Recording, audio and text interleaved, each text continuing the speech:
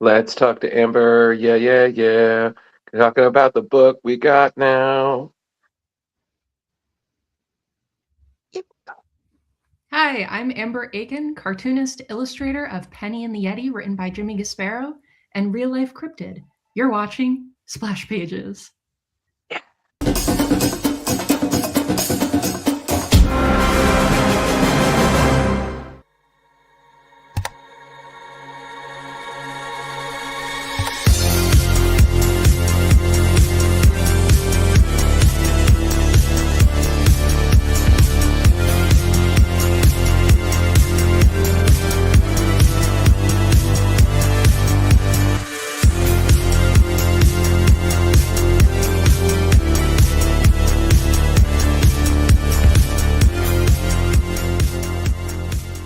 So the only thing left to say, of course, is the one obvious thing.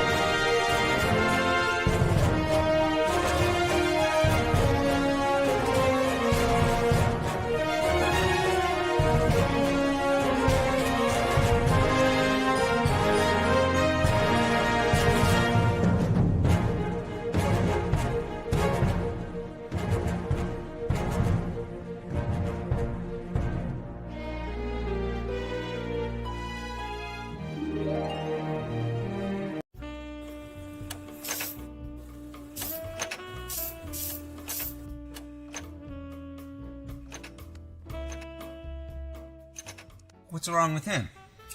His girl just broke it off. It's her father. He doesn't want her dating a zombie. Why? What are they, demons? She is predeceased. An outsider? Man, you're asking for trouble. She broke my heart. You're a zombie. Technically, you don't even have a heart. After all of the great cinema that we brought to the world, and we still get no respect. I don't know why he doesn't like me. I'm responsible. A full-time job. You work at a haunted house in October. I'm trying to be healthy. She's a vegan, so... Wait, you're giving up meat? Oh, come on. What are you gonna do?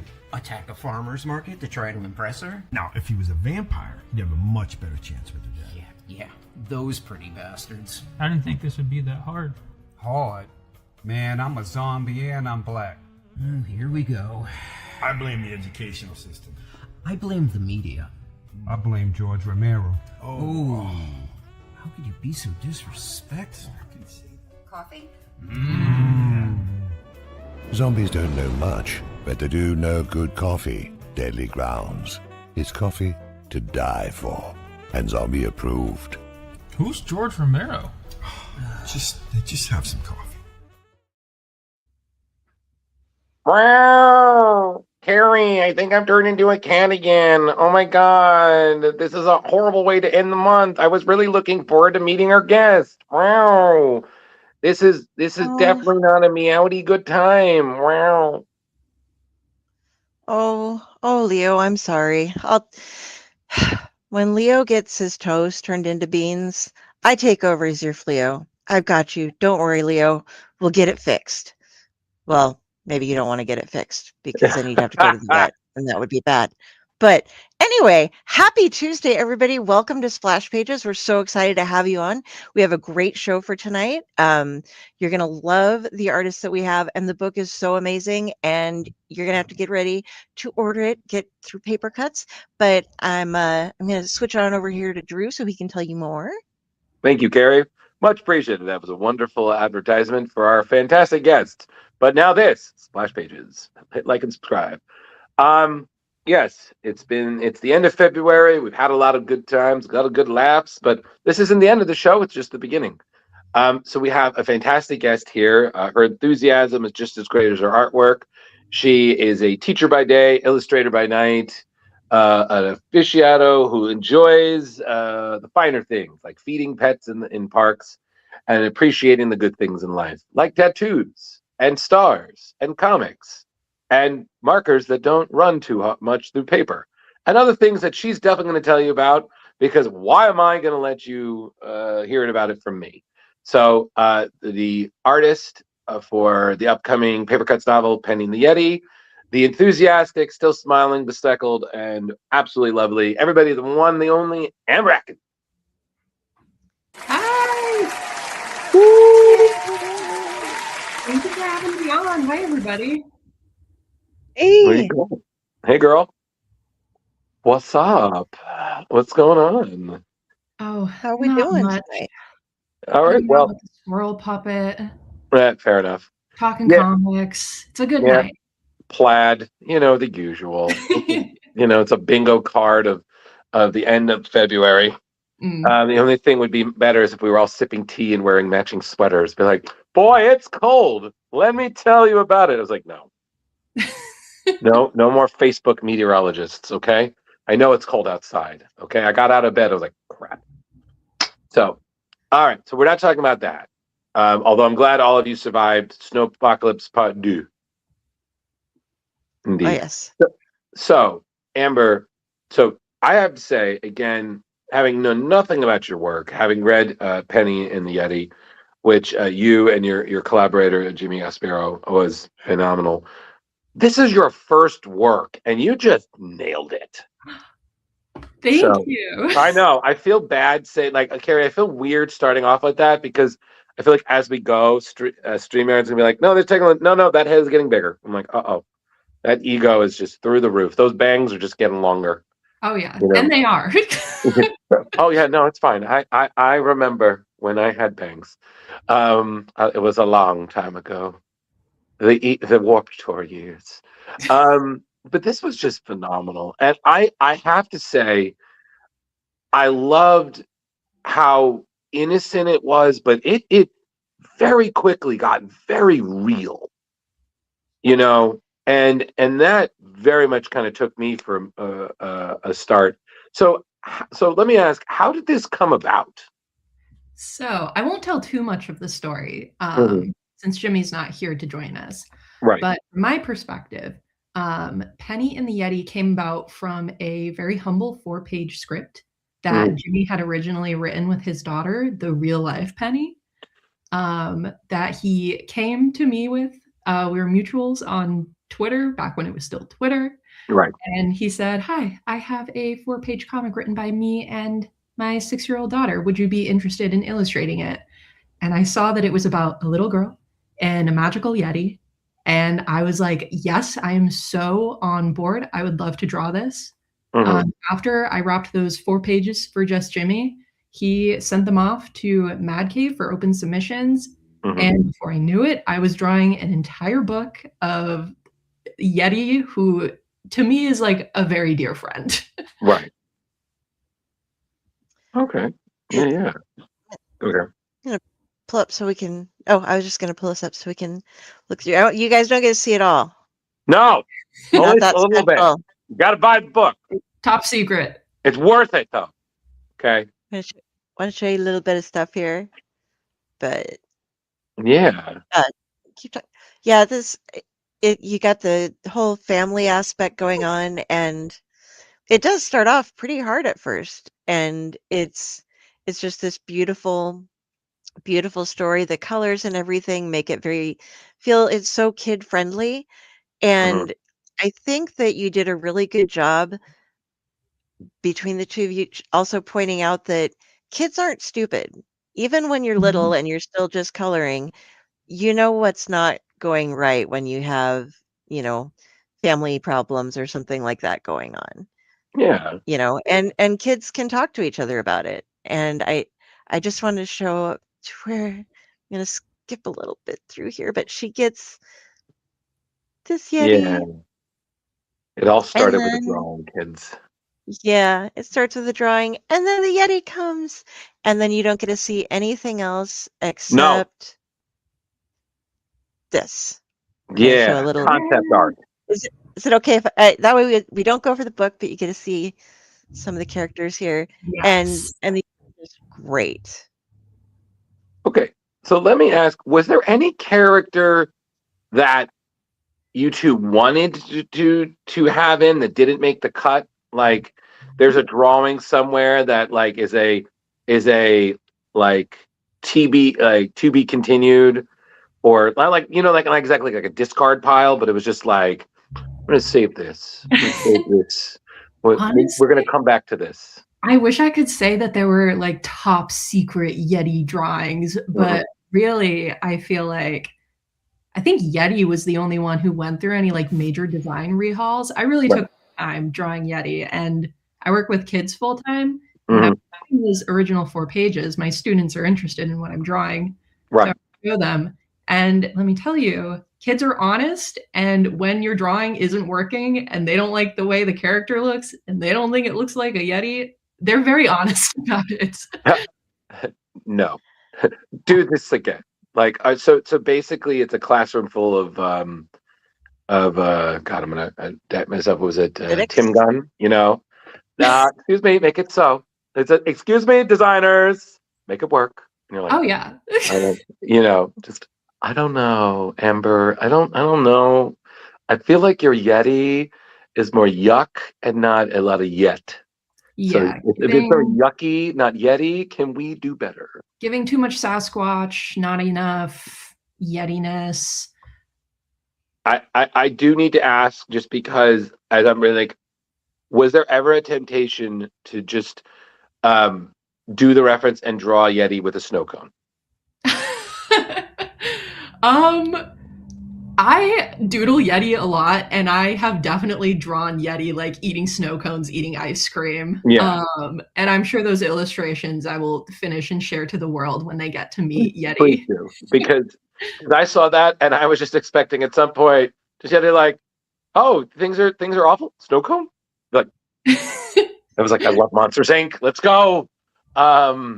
Like it again, and then the thing I liked is that it was very secular. Like I could see, like in some people, like oh, like getting lost. Like I feel like certain stories like this, you can get lost in the imagination. Like Mhm.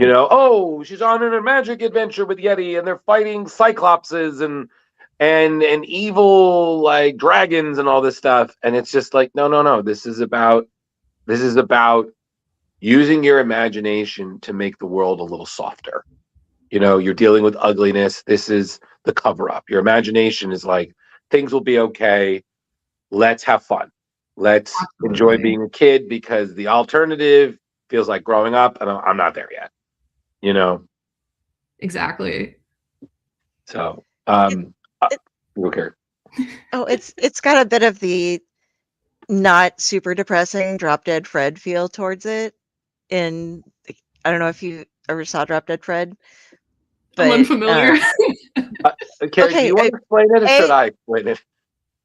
Okay, so Rick Mile from The Young Ones is an imaginary friend to Phoebe Cates as an adult, and her husband is like having an affair on her, so she goes back to stay with her mom, and her imaginary friend comes back, and he's just this horrible, like awesomely horrible, but he's like smearing dog poop on her mom's couch and doing all these things, and like he's still a kid's thing, and like her mom had made her lose him when her parents got a divorce, and she like taped him up in a box and stuff.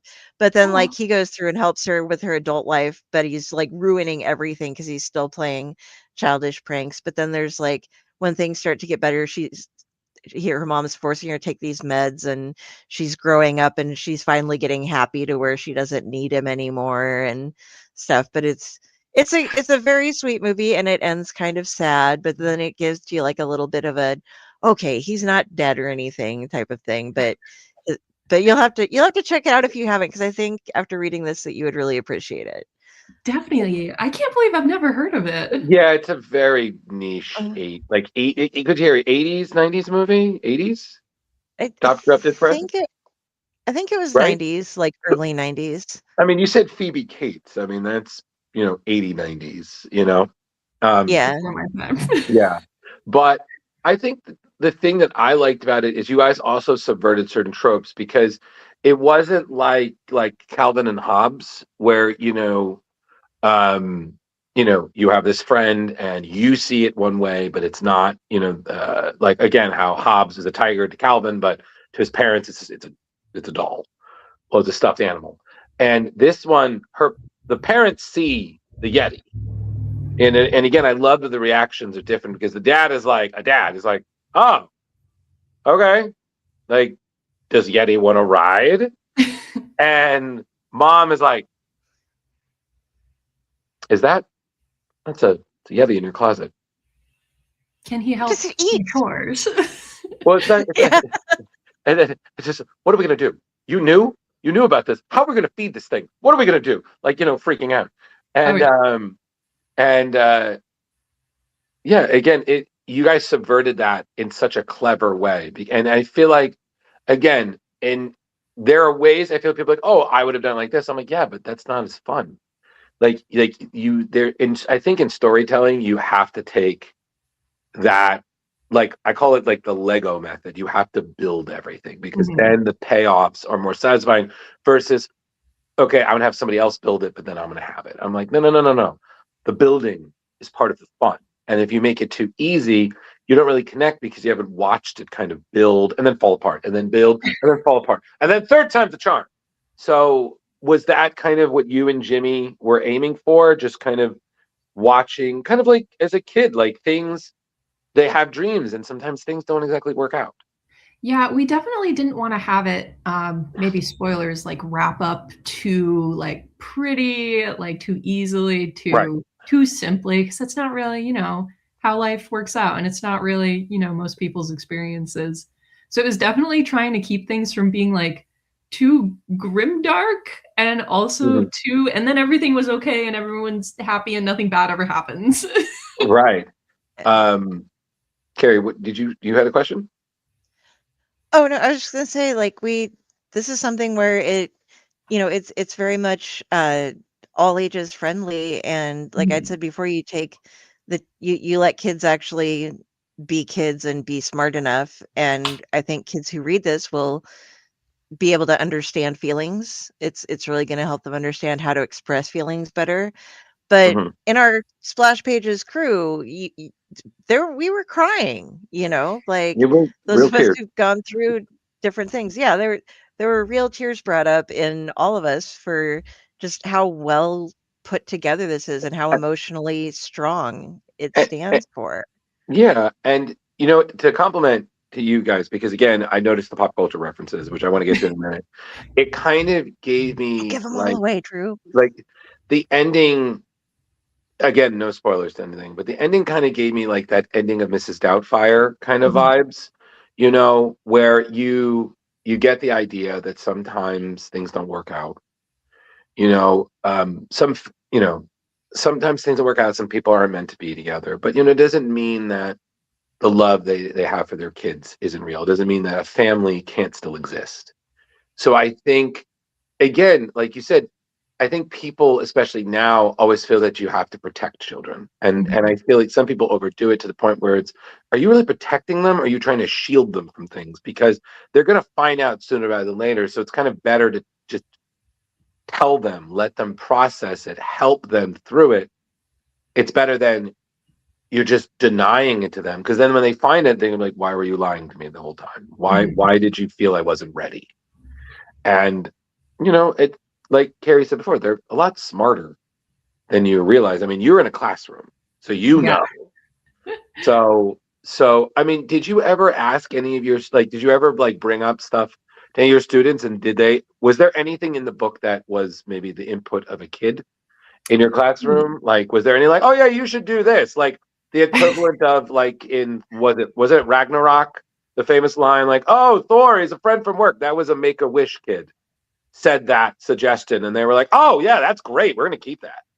Oh, that, I can't say that that's true. I'm not sure if Jimmy maybe, because a lot of the book, like I said, Penny, his daughter, really almost came up with the idea of Penny and the Yeti. Oh my So I god. wonder if his daughters had any more input on the story. But Mhm. I definitely was thinking about like experiences of like, I work with kids. I know that like kids have different experiences and like lives at home, and their friends also have different experiences. Right. And having a graphic novel like this, I feel is like important to get on my like comic soapbox or my children's book like soapbox. Mhm. Having something in a book format, which is like so neutral and you can approach it at your own pace.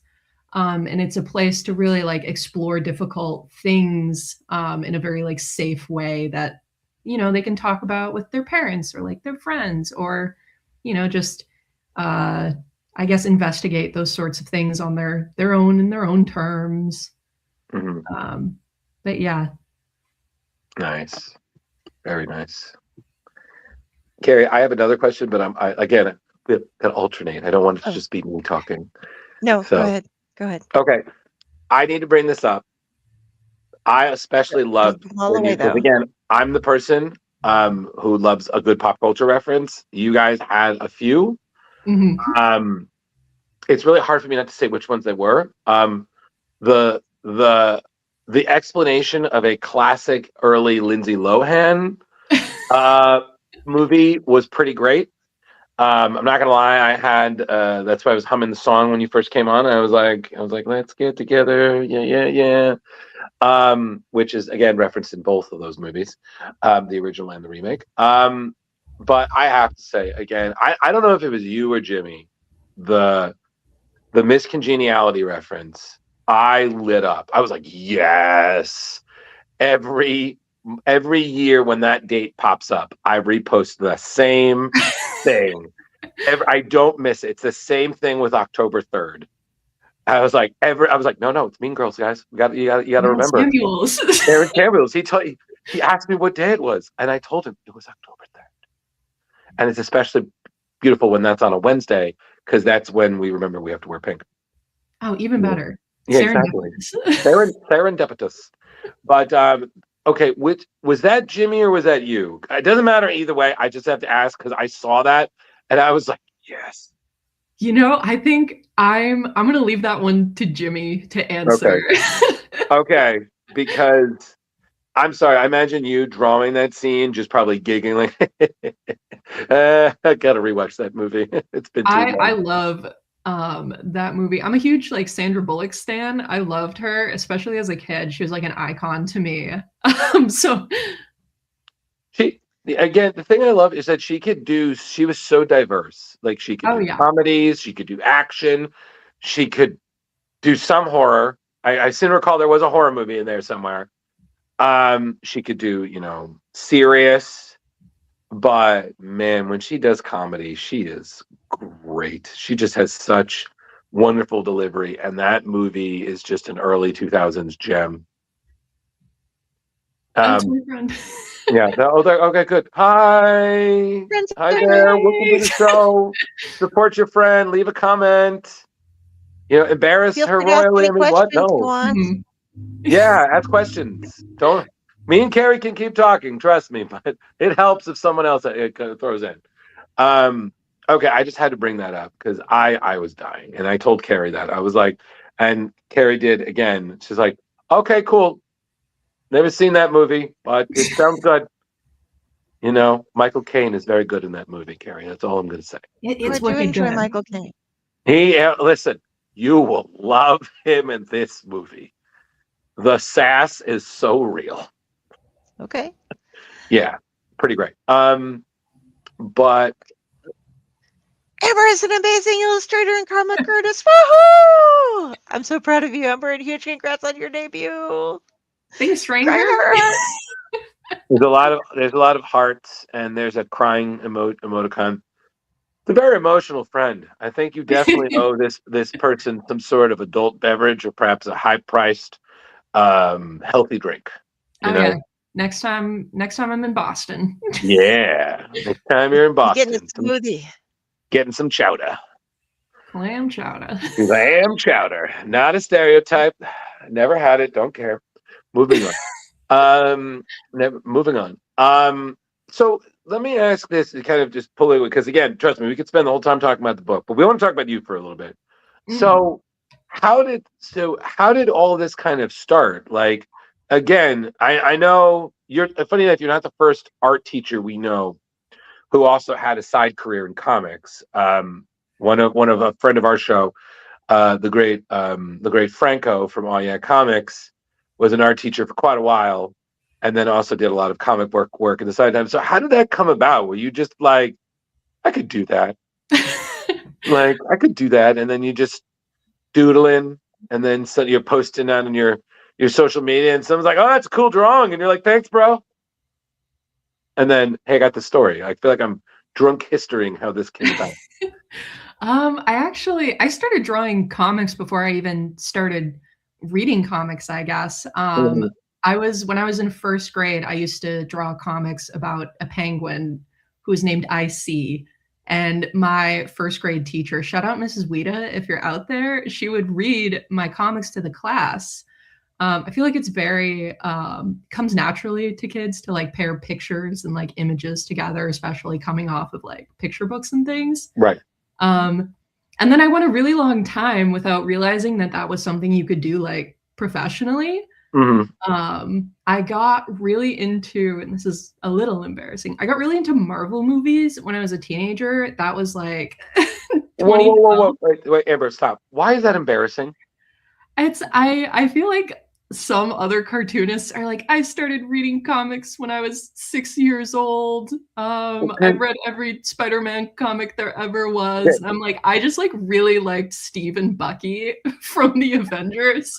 Yeah. And I decided that a movie wasn't enough and I had to start reading the comics. Listen, so do you have here's my question. Do you have a friend that you have that dynamic, and who are you in? Are you the Bucky or are you the Steve? Oh, I guess, man, am I the Bucky or am I the Steve? I guess maybe I'm the Bucky. I'm like a little bit more broody. And then I guess my partner, shout out Dan, I know you're watching. I guess he would be my Steve. Okay, so do you guys do the quote back and forth? You know, the what is it? The don't do what is it? Don't do anything stupid while I'm gone. How can I? You're taking all the stupid with you. That's kind of the vibe we honestly like have with each other. All right, and Nala has a question for you. What is a piece of advice you'd give yourself back in college? Read more Spider-Man comics, of course. Yeah, read more Spider-Man. It's going to come up a lot. But really, I think for a while, there's kind of this, like, I guess, stigma against drawing like comics for kids, that it's like unserious or something, which is crazy, I know. Where? Who? Yeah, Carrie, do you know of this place? We need an attack. Like, I was just watching Art Baltazar live streaming his drawing for some paper cut stuff last night. So yeah, you know, you're in good company with paper cuts, Amber. Oh yeah, I think children's cartoonists and like people who do picture books and chapter books are like the coolest people in the world, doing like incredibly important work. But for some reason, when I was a teenager, I thought to be a serious cartoonist, you like had to be drawing Batman.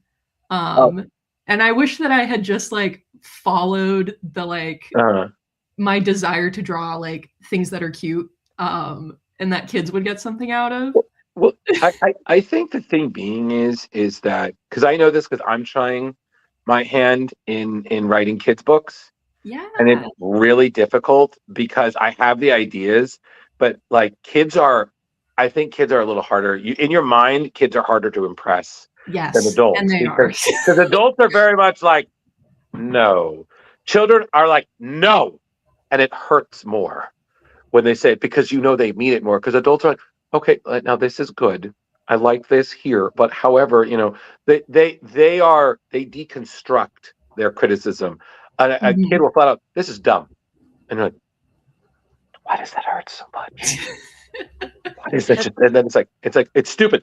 They're twisting the blade. horror. Yeah, Carrie just is. Well, we're gonna traumatize someone today. How are we gonna? Hey there, how you doing?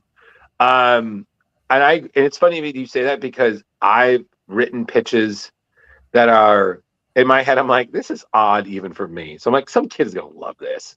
And I've actually written a pitch for like a kid's Batman book. That is probably the most unintentionally adorable thing I think I've ever written. And I got the idea doing it, reading Goodnight Batman to my nephew. Aww. And I was just reading it. Script. I was reading. I think, Carrie, I told you the story. I was reading and I was doing, because I can do voices. So I was reading and I was doing it in the Kevin Conroy Batman. And my friend and the boy's godfather were in the other room, and his godfather comes in. He looks so spooked. He was like, yo, I thought he was listening to a TV. Like, that was too good. What is wrong with you? Why aren't you on TV? Like, and I'm like, I can't help it. It's Batman. Like, how can you not? Like, but I'm so surprised that there's this weird stigma about it, because Carrie, you can back me up on this. We've met some amazing creators who are doing beautiful work for kids' books, and it's yeah, right, Carrie. I mean, what are your thoughts? Yeah, well, Art and Franco, for example, and Tony and Amanda, before they were destroying our hearts with Stray Dogs and Feral, were doing My Little Pony, you know. Right. But yeah, Nas, Amber and I went to the same school, and I'll agree there was a weird like energy from some of the other sequential artist students, Ari, superhero comics versus everything else. Yeah. I gatekeepers. No, we don't need any more of those. That shouldn't be. Do you want to love to draw Batman? I'm just gonna draw him cute. Yeah, sorry. Do you want us to send a link so you can send your friend if they're just gonna keep coming? Be like, hi, join in. Why don't you there? You know, we love people asking questions. Let's go, Steve. You know, Bucky needs you. You know, the helicarrier is falling out of the sky. Okay, let me clear out some more of these real quick. Yeah, let me just say this, okay? There's nothing wrong with how you like anything Marvel. So if that's your jam, the Marvel movies, rock it, own it. You know, because again, I was rocking nerd shirts before it was cool. Okay, I was getting shit for wearing a pure Spider-Man comic book Echo Rhino shirt. Okay, now people are like, that's so rad. And I'm like, I was clearly growing up in the wrong era. Yeah, you were ahead of the curve, because I would rock that. Oh, you can ask Carrie. Every once in a while, I'll just bust out like something literally from my high school era. Thank God I'm not too big that it still fits. I'd be like, man, I love that shirt. That's so rad. And I'm just like, thank you. It was like Philistines. It was not appreciated in my time. But own that, okay? Own that. Wear your I Am Groot shirt. Rock that. I agree. Okay? I endorse this message. I'm gonna hit 100%. I'm sorry. Had to say it. Carrie, continue. Okay. So Secondhand Media Man would like to say, I have no idea about anyone here, so my question may be null. However, is Penny and drawing inspired by Henningsen? I don't know what Henningsen is. I mean, no, because I don't know what that is. But if you're seeing parallels between like Penny and the Yeti and that, I'm gonna have to look into it because it sounds like my jam. Word. I have no idea what it is either, but thank you for suggesting it. Smarter than we are. Chainsword Man, what advice would you give someone with a drawing background wanting to get into cartooning? Ooh, I get the hardest part of cartooning is, I guess, it's a marathon, not a race. So you just have to draw a lot and draw for a really long time and don't give up. I like to piggyback on that. Yes. Carrie, can you full screen me for a second? Yes, dear. Just do it. Okay? Draw. Have fun. Do it. Okay? Enjoy everything you're doing. Okay? Put on some great music. Just jam and draw and love and let that just become a bounty of cartooning fun. Let it perhaps be a cartooning network of good times. Thank you for my TED Talk. Apparently he wrote comics in the 1950s, some scantly even taboo today. Oh, and my hi, Dylan, we miss you. Hey, Dylan. Oh, Oh my! What did they show a little above the kneecap? Oh my! Scantily. Oh no! Perish the And thought, here's one. Carrie. I'm pretty sure we'll have Drew speaking on this too, but you go first. Um, Another question. Do you have any graphic novel recommendations for me, a mostly non-reader? I like fantasy or sci-fi, queer stories, etc. So, I mean, I mostly read like children's graphic novels, which I can give you a lot of things that fit the bill. Let's see, what do I have over here? I've recently really been enjoying the Rune series. There's 2 books out now. They're published by Flying Eye. It's very fantasy. It's adorable. It's sweet. It's beautifully illustrated. I have total Illustrator envy. Um, and then another good fantasy series is Lightfall. I completely forget the author's name, Tim something, but those are also, I would compare them to like the Dark Crystal maybe. I get some like Skeksis vibes from the villains, and Right. it's really good. 10 Right. out of 10. Nice. I feel like Carrie. I feel like our buddy Justin Cooper would like that. He is a Dark Crystal fan. I feel like he would definitely enjoy that. Bringing sexy back. Thank you. It's one of my favorite memes to post of the Dark Crystal. Okay. Individual who said that, I just need to say, if you reach out to us, me and Carrie can easily submit you a list. Mm-hmm. Okay. We Yes. know Carrie can probably do a little better than me. She's more of the fantasy person. I can recommend you so many good sci-fi action comics. Okay. one thing that I've been reading recently that's really fun, and I'm going to have to check real quick to see who it is that writes it. But it's a comic called FML, and Is that Kelly Sue DeConnick? I think so. Let me. Yeah, that's a Dark Horse book. Yeah, that's Kelly Sue. Yeah, but it's pretty damn hilarious. It's kind of set like in today's era, but it has a like. Oh, you gonna lurk? Okay, cool. Oh, okay. You keep lurking. I'm But not hating. all right, but it's kind of set in a modern era, and like the main character's mom was a punk rock star, and she's like trying to write her biography now or her autobiography, and the kid gets turned into a monster in the very beginning, and like they're just like, she's like, you're not getting out of school for this, just go. And like, so everybody's got to deal with this guy who's like giant and a monster, and it's kind of a young adult style comic, but it's got some real like punky punchy vibes and some fun like kind of witchcraft stuff, but it deals with like, are they real, are they not, they're the spooky goth kids, but they're going through the high school kind of level of things, and it deals with like parenting and being a family and being a group Crying together as into kids and Yeah. stuff. Yeah. So, the ones that I would recommend, first thing first, anything Art and Franco have done are pretty great. So Arkham Maniacs, Teeny Titans, Itty Bitty Hellboy, all pretty great. But another one that I would recommend is by Jill Thompson, The Little Endless. So if you're a Sandman fan, just imagine chibi Sandman characters. It's amazing. But also, Jill did a series with her frequent collaborator Evan Dorkin. I can't remember the name of it, but it's basically, I feel like Amber, you would love this because it's all animal based. So I know, yes. So I can't remember the name of it right now, and I'm like, it was just on my head, and then suddenly it just dissolves. Okay, it's like watercolor painting. It just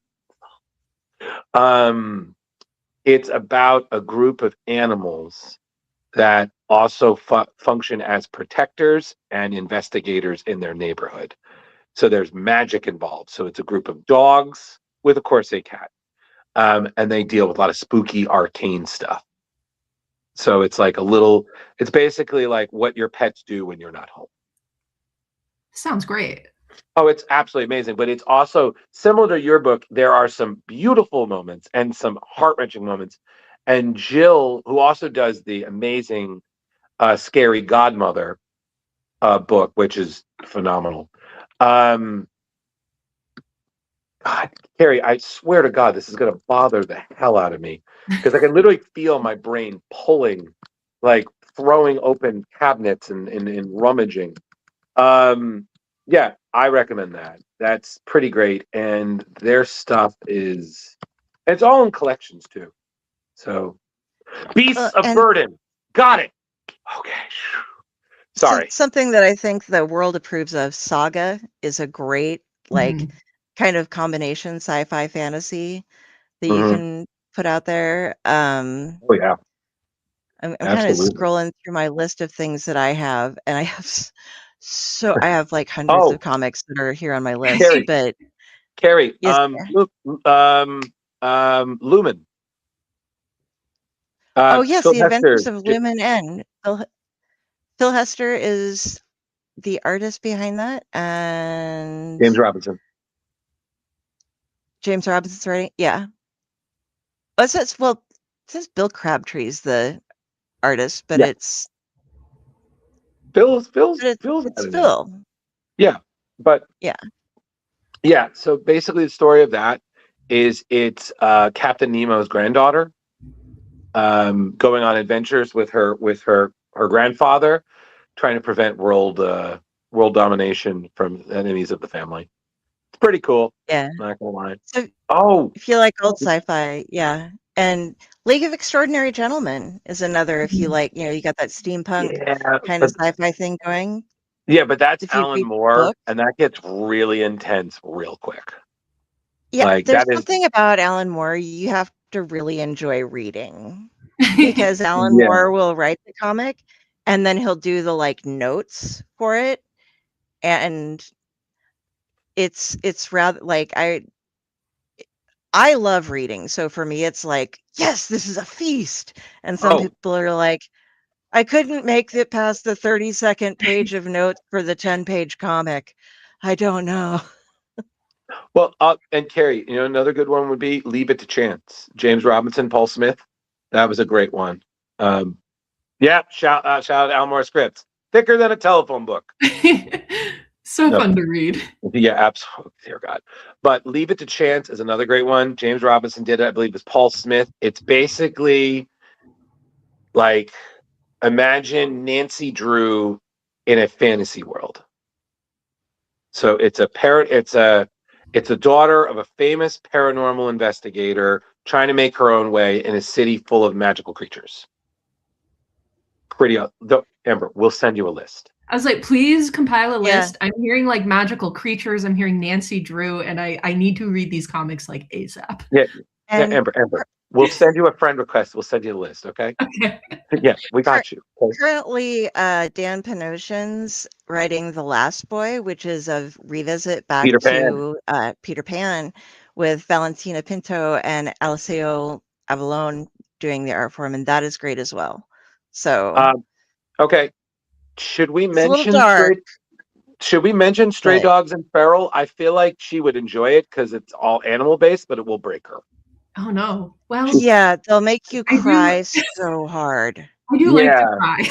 cry. Okay, let me explain. Stray Dogs is, imagine Oliver and Company meets Silence of the Lambs. Okay, this is like the Well, remix I didn't it's know I really needed. Yeah, but it's and then Carrie, in why a don't you John Wick explain Feral? universe.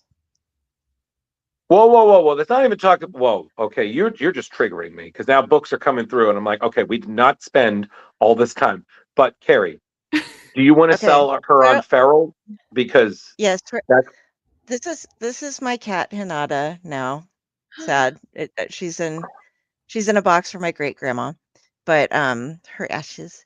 But she shows up a picture of her in Feral issue 18. In the no, back, they Carrie. put up pictures of people's pets. But the thing about Feral is, here's the book.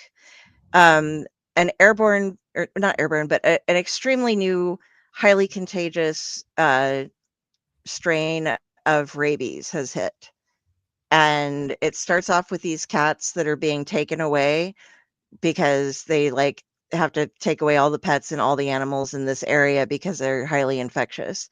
and they're being taken away. There's a crash, and these cats are lost, and they're like house cats, so they have no idea what's going on. But as you go through, you get all this character development, but it's like it destroys you every issue. There is something bad that happens, or some history moment, flashback that happens that makes you just want to just curl up in a ball. Carrie, can I simplify it for you? It's You Aristocats. asked me to do it. No, I know, but I just want to give her the tagline. It's Aristocats meets Night of the Living Dead. Okay, I'm on board. I was getting warrior cats. No, that's true. That's true.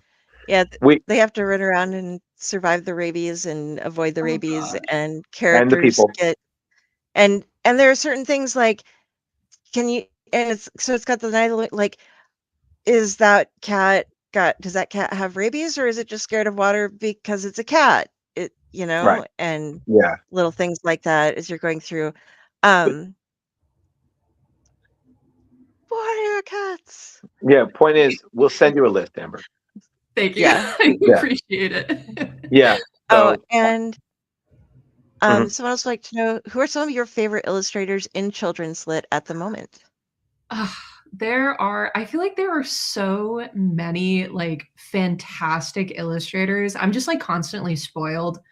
Some of my favorites right now, I really love Phoebe Wall, who did Little Witch Hazel and Sonia's Chickens, which are picture books.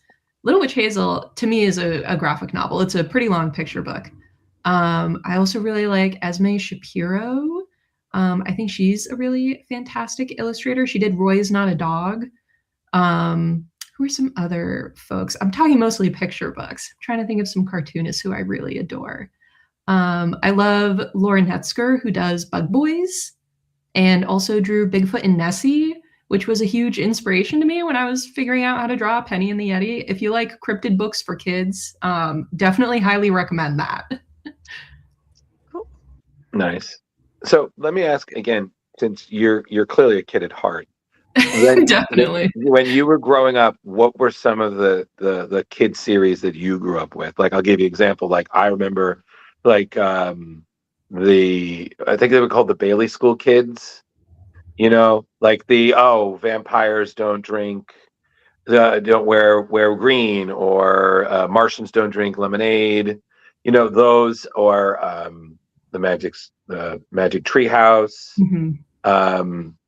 Just slew of the popular books that just, I feel like if you weren't reading it, someone else you knew was reading it. Like, Goosebumps, that kind of thing. So what were yours? What are the ones that in your parents' house are in a box marked Amber's books in the attic, waiting for when you've decided, all right, it's time to give you guys some life again?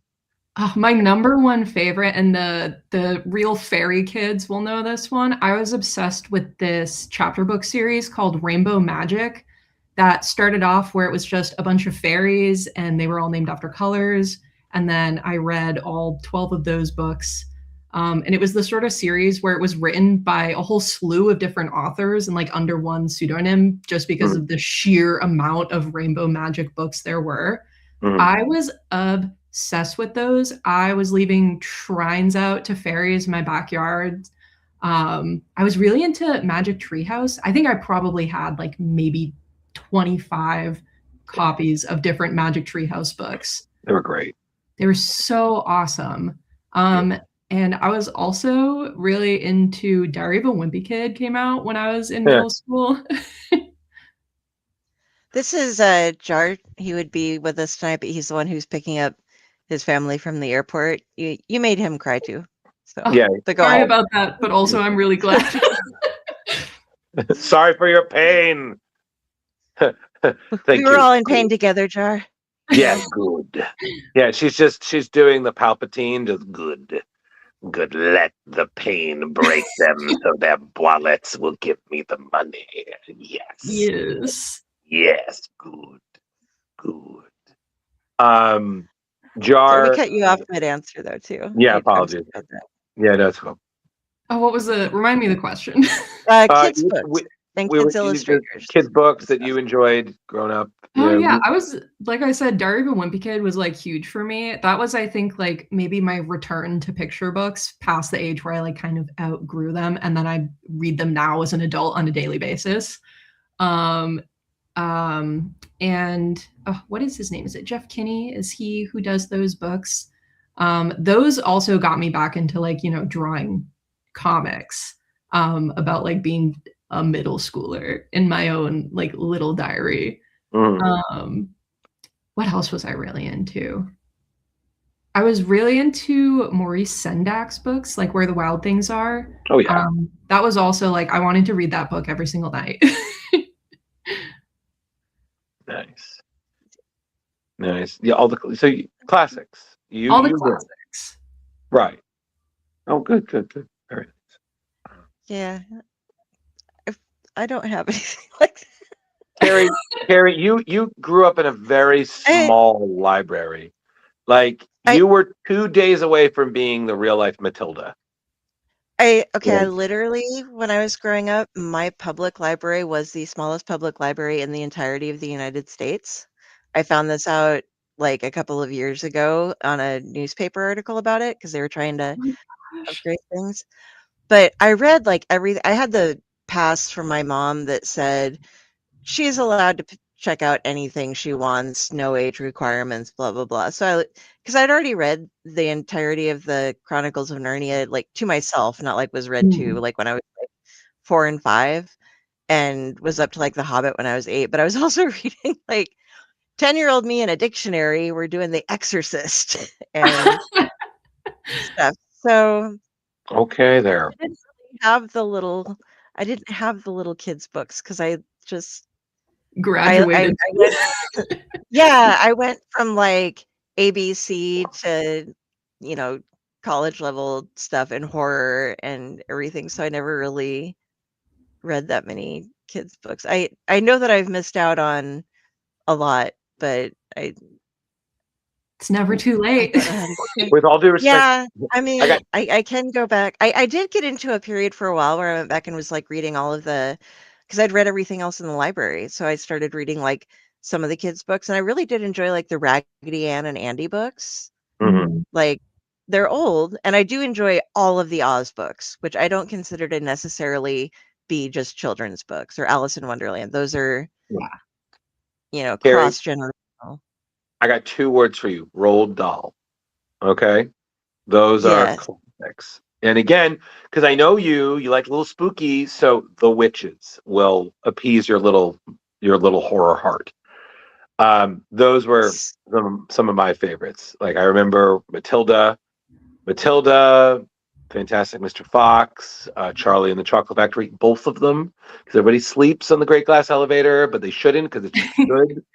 But the BFG, I think, was still my favorite. I love that book so much. Our librarian read that to us when we were in elementary school. It's so great. And then I also was a fan of like that. Those are on mine. I loved. I can never remember her name, but the woman who did the Indian in the Cupboard series. Anybody? Oh yeah. You know. No, but that's great. Oh my God, you love fantasy? It's amazing. It's basically this kid discovers through use of this like magical key that if he puts like little like wax figures right there. Yeah. Basically, if he puts these wax figures in a cupboard and locks them, when he opens them, they become alive. So they're actual like people. Ooh, and he learns, and he basically, one of them is like a Native American from like and then another one is a cowboy, and then it's just adventures because they're small, they're little people, but they're real people actually plucked from history. So it's very, and there was a whole series. The lore gets expanded, it gets crazy, but it is definitely worth rereading, and it was very sophisticated. Like literally rereading as an adult, I'm like, boy, this got really intense. Like damn. So it's it's like a prelude to Night at the Museum. That's what I was thinking. it gives that vibe to it. You can have kind of, if you enjoyed those movies, you'll probably enjoy those books. Yes, I would And agree with and that you'll statement. learn things. Yes, Yes. you learn acceptance, and you And learn history. and history, and you learn don't steal my shit. So all It's all of lessons the we can go lessons. for. Yeah. So I carried with someone else. Yeah. Yep. Oh, Nala's gotta go. Says you're awesome and you're the best. Thank you. Bye. take all the stupid Thanks with for you. chilling with us. You're the Bucky now. You're the My Steve turn to be now, Amber. Steve. You're the Steve now. Go take the Infinity Stones back to their proper place in time, Amber. I'm working on it. Yeah, you're doing good. So I mean, I have to ask, like, once the project is like done, and now it's going to be released, are you nervous? Are you excited? Like, how do you like when it's done? Is it like we finished it, but now you're like, oh no, it's done. The people are going to look at it. They're going to read it. Like, where are you? Are you like, this is going to be great? This is going to be horrible. This is going to be it. I'm so done. Like, where are you right now? It is both in extreme severity at the exact same time since I turned in like the final art for the book. I mean, part of me is still like convinced that I'm like I didn't really do it, and like we're doing all this hype for a book that like isn't real yet. I haven't held it in my hands, so to me it's just something I looked at in Photoshop for like thousands of hours. Right. I'm really excited for people to read it. I'm so scared that people are going to be like, "You illustrated this? You should never work again," which I know isn't true, but the critic in me makes me afraid that would happen for whatever reason. I'd like to, if I can, I'd like to hype you up a little bit. One of the great legendary writers of the time, American Splendors, Harvey Pekar, could not draw. Okay, he submitted his stories, and his stories for American Splendor are absolutely fantastic. Carrie, you can back me up on this. He drew his stories with stick figures and then gave it to the artists to do. So you can do more than stick figures. Okay, so you're good. Thank you. Okay, I appreciate it. Breathe. Okay, Amber, we're right here. Okay, bring it down. You're at a 6. I need you at a 3. Throwing my own educator tactics back at me. When you know the classroom lingo, okay, like literally, I still have a bell from back in my day because that's how we used to get their attention instead of yelling. Hello, I still have the one I had from school when I was a sub and my bar. So every time it rings, I'm like, what do we do? What do we do? Who? What? Okay, all right, we're good. So, you did good. Carrie, you were saying? Oh, gonna pull these up real quick first here. Hold on. I'm trying to pull a different stuff at the same time. It's okay. All right, so Secondhand Media Man. So my name is based on buying physical media and reselling it. Okay, you're on eBay. I do have a small YouTube channel, and some subs are into writing and drawing. I dig your jive and talk. Do you have any issues of me dropping your channel name and things I might find here? If you're referring to splash pages, if you can shoot us a message, that would be awesome. Because the owner needs to approve that. But if you're talking about hyping up Amber, we totally recommend it because we want to fuel her anxiety. So definitely do that. Hype her up and her work and include that link, her paper cuts, so they can get more money so she can make Penny and the Yeti 2. More Yeti. Yeah, we have links either up above or down below, depending on where you are at. So you should be able to reach out to both us and to her. And speaking of sharing more stuff, that's what I was getting to. I want to share your other work over. Let's go over and look at some of the. Yeah, look at that other work artwork. Like these are so. It's just so adorable. Great. Thank you. Look at the penguins. They're puffins. Actually. Okay, Curls ganging you up know on what? you, Drew. You know what? I didn't come here to learn. I came here to talk. Okay, I'm not going to get insulted. Okay, I don't see any pebbles. I didn't know. God, I think lucky.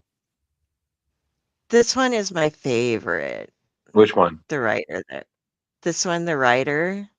Yeah. Oh yeah, that is some fantasy level. Like that looks like it's supposed to be a tarot card. I'm Yeah. definitely at least a little influenced by tarot.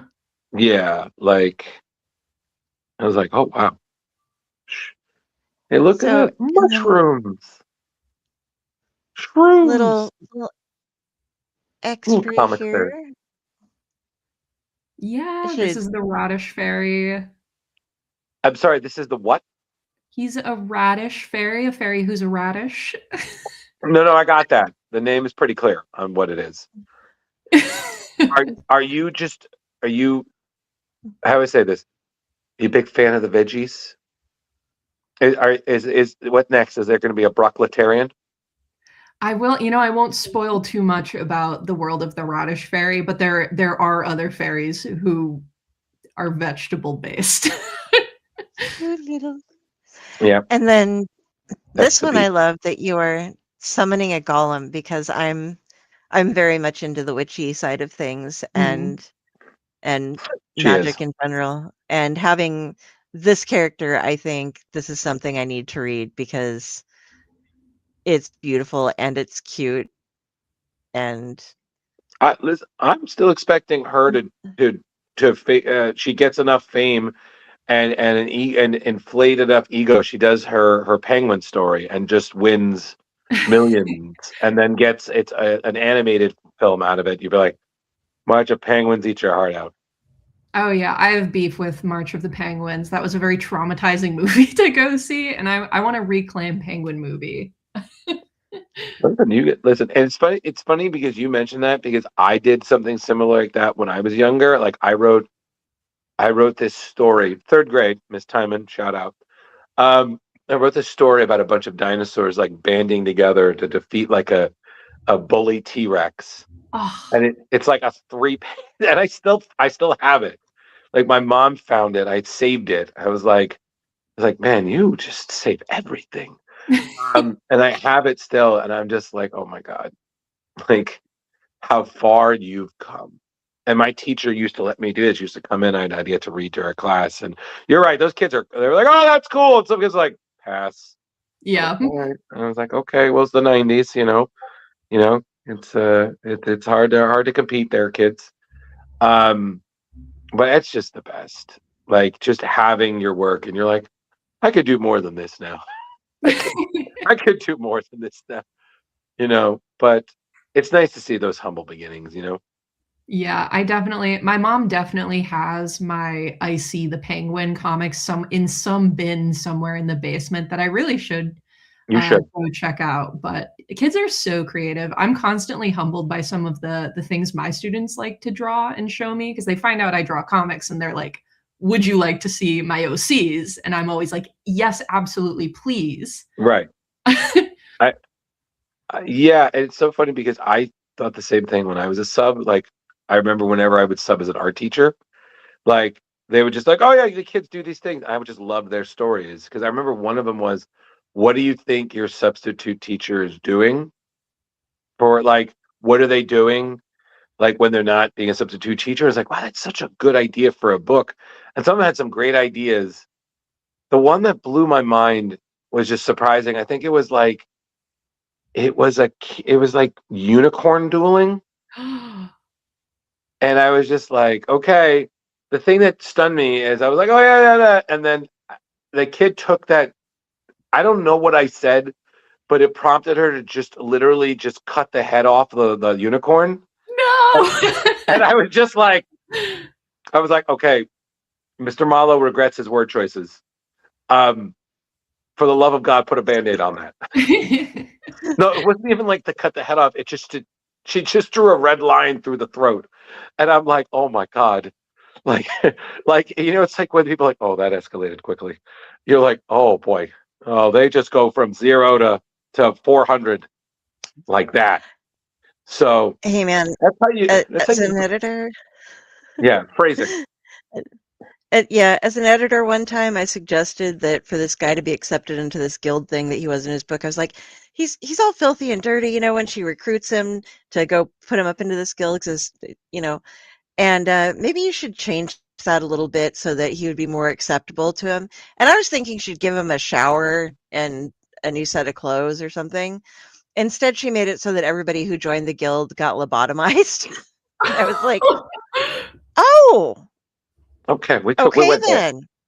That's Right. one I route to suggest- take. Yeah, that's So- like you do. Just Right. I think it's just, again, creativity isn't a straight line. It's the equivalent of a garden hose with full water on it. It's just flailing. So just gotta enjoy that ride, that roller coaster, right? Isn't that right, Amber? Absolutely. 100%. okay, so So- something else we like to know about it, or unless you had, I was going to pull the Leo No.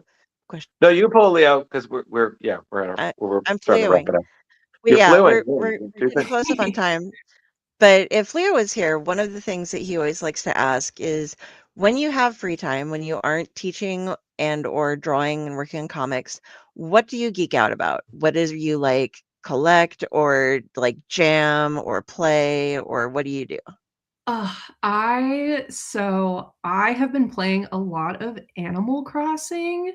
I was a Nintendo kid. I was really into Pokemon and Animal Crossing, and it just has like snowballed into adult life. I think collectively through like Animal Crossing games, I've probably played like 3,000 hours of Animal Crossing.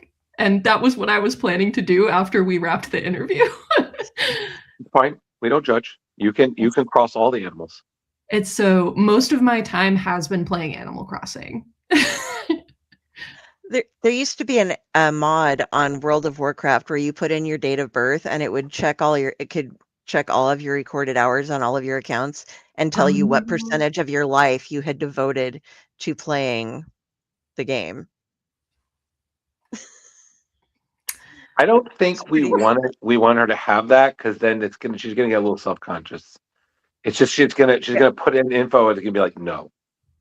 When I was in the double digits, I was like, because I'm like in my 30s and World of Warcraft hadn't been released until, so I was like, well, okay, maybe I should quit playing 14 hours a day. That's maybe I'm that kid. Yeah.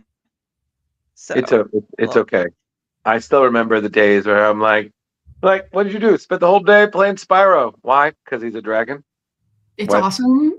Like I'm sorry. Because it's a dragon, and it's fantasy, and to heck with you. Heck with you and your Duke Nukem. That's all I gotta say. To hell with you there. And then of course they do Banjo-Kazooie. I'm like, spring. But gotta have the conversation again. Who is your favorite Pokemon, or who are your favorite Pokemons? If you have a couple. This is a question I've been like trying to answer my whole life. Wait. Do you want us to simplify it? Because we can go generations. We could go, who is your favorite in Kanto? We could do Johto. The islands. And I have answers for all of those questions. Okay, fine. So, because here's another good one.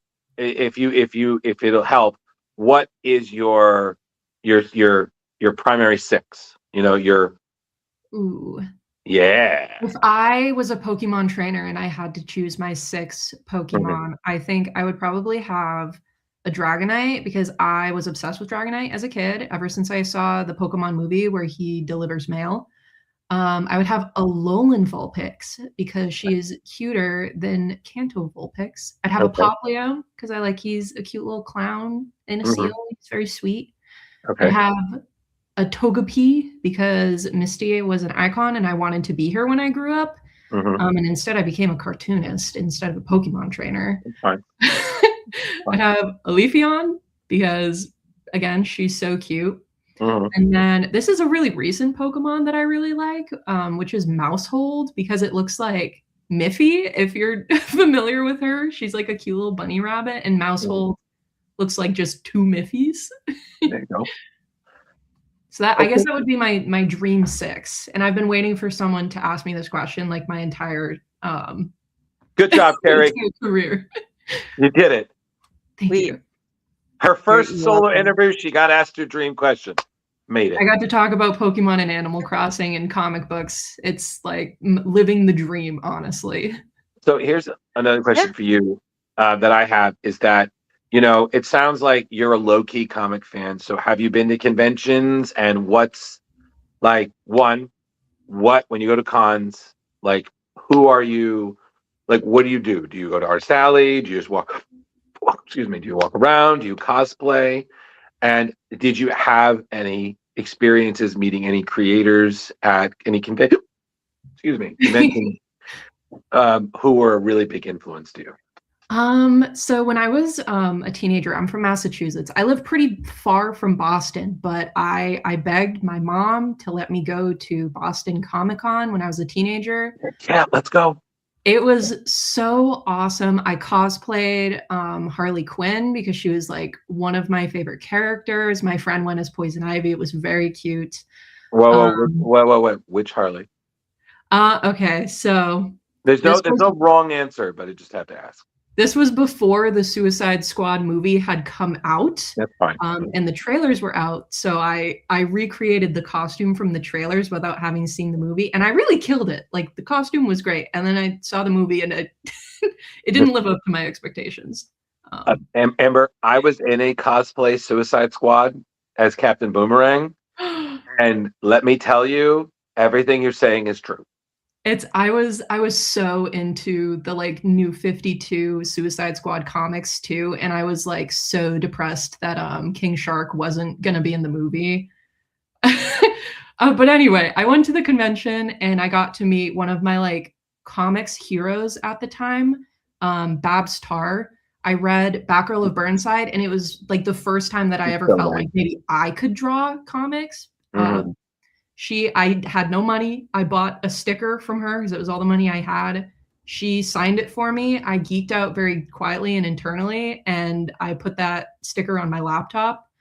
And it's still there. I love her. She has no idea who I am. I didn't tell her my name when I met her.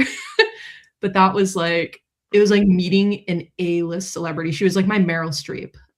Shout out Babs if you ever see this. I was obsessed with you. First things first.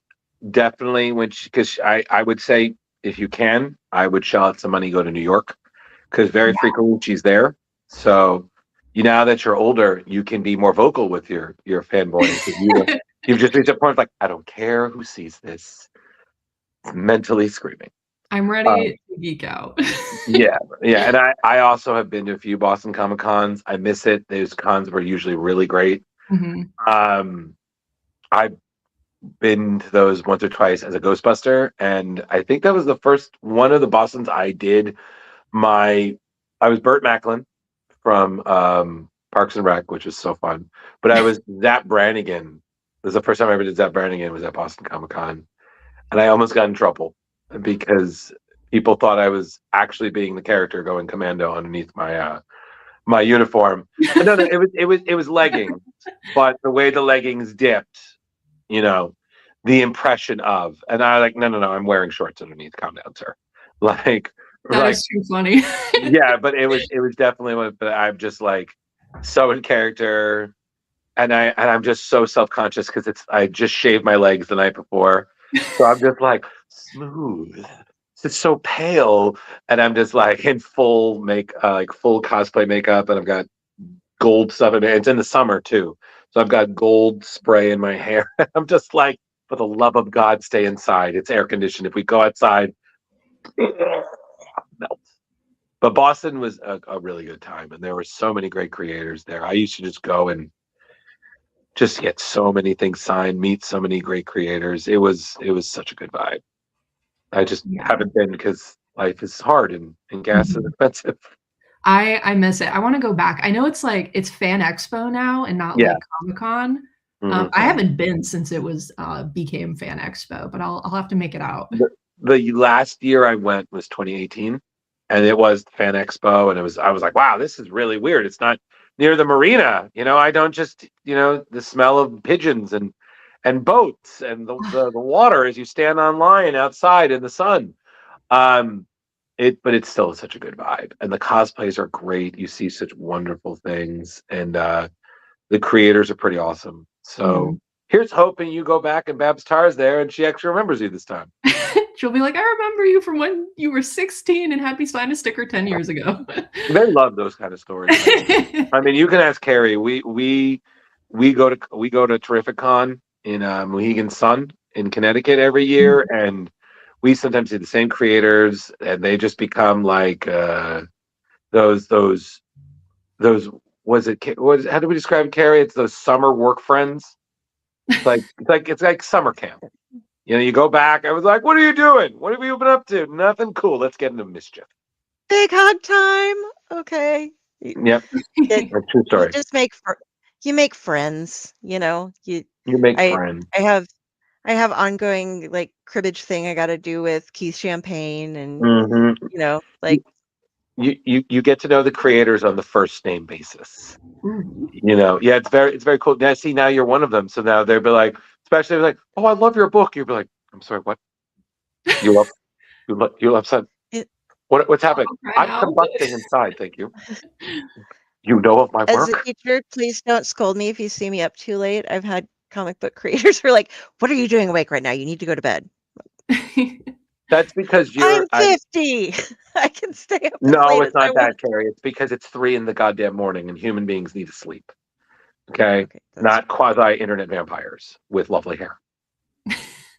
You always, end it with a compliment, Amber. You know this. You have great hair too. We have to stay in good contact because we're con roomies, so we're always like, so they, yes, dear. Okay, dear. Yeah. Okay, cool. No, I don't want to sleep on the couch again. I'm too big. But so Amber, before we go, I just want to say thank you so much for taking the time. Like, the book was phenomenal. Like, you and Jimmy have just created something. Like, I want more. Like, I want to see Penny and the Yeti 2, the Yetining. Oh, send that feedback to Paper Cuts so we can bring back. Because I'm like, what's the sequel? It was like Too Penny, too Yeti, too much trouble. Like, but it's just, it was so great, and I really look forward to getting my own copy, and then hopefully getting to meet you and Jimmy to sign it, because I mean that's just part of the extra about having a book is when you get the creators, because they're like, yeah, the book is ever more special, right, Carrie? Yeah, we thank you, love Carrie. it. Yes. The same. But yeah, thank you so much for the time, Amber. Like, it was just phenomenal. Carrie, did you have any closing statements? No, I believe I got everything out. I showed all of the interesting, cool artwork and got to ask the questions that I wanted to. And I'm just excited. I'm just so happy that we had her on. Yeah, we got to chat with her. I've been meeting so many great people. So yeah. All right, Carrie, do you want to start the sign off? So we'll start with our guest. Yes. All right. So let us know if there's any cons or anything like that you have coming up, or signings, something like that. And also where you like people to reach out to you and get a hold of you. Social media. Yeah. So if you are interested in getting a signed copy of Penny and the Yeti, the best place to order it from is my favorite indie bookstore at the Eric Carle Museum of Picture Book Art, where I will also be doing a special story time in April when Penny and the Yeti comes out. If you want updates about that, or you want to see more of my work or hear more from me, I am at Almond Milk Art on social media, Instagram, and Blue Sky, and my website, amberakin.com. All right. And if you guys want to reach me, Carrie Sanders at Facebook, or on Facebook. I guess it's not at Facebook. I write things, I do stuff. I have all these other different little things that I never actually use. I just follow people with them. So you can find my stuff there. Let me know if you like the stuff that I write, if you want to hang out sometime, if you want to be on a show. But yeah, that just about covers it with me. And if you'd ever like to send Ratatoskers some booze, just let me know and I'll give you the address. Drew. It's me. Hold on. Hey, everybody. Thank you so much for joining us. I clearly had a great time. As you can tell, I loved it. Yeah, please make sure to hit the like and subscribe button. We would love for you to follow us as we continue our journey through 2026 with all the great guests we have coming up in March. Because it's coming, everybody. It's literally going to be next week. True story. If you need to chat with me, I'm Drew Mallow on Facebook and Blue Sky, Ghostbusterman 1984 on Instagram. And I'm generally very busy. So I really promise you, I will get in touch with you before 2032. So can guarantee that. Yeah. Who do we have so- coming up next week, Drew? Well, thank you, Carrie, for asking that. That's wonderful. I just had a David Caruso that Seaside Miami style. To let you know, please tune in next week when we have the awesome and extremely so nice, just wonderful guy, the great Owen King, is showing up. We had a great time with him at Terrificon, and he's coming back. We're going to talk about some of his comics. It's going to be great. We're going to have a lot of fun there. So I would definitely not miss that one. It would be a great time.